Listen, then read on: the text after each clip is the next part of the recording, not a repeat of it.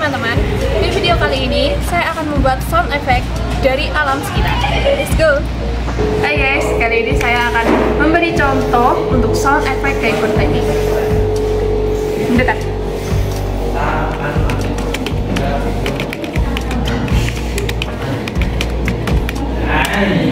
Nah, jadi itu adalah sound keyboard tadi. Next.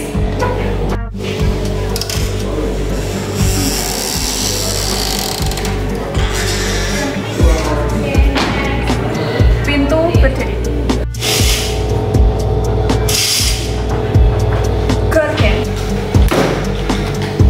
Benda jatuh.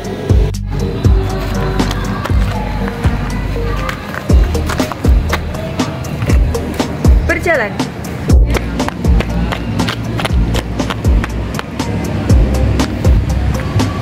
Lari.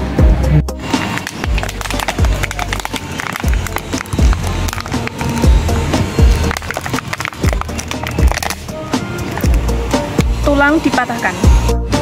Jadi seperti itulah sound effect dengan menggunakan alam di sekitar kita. Terima kasih.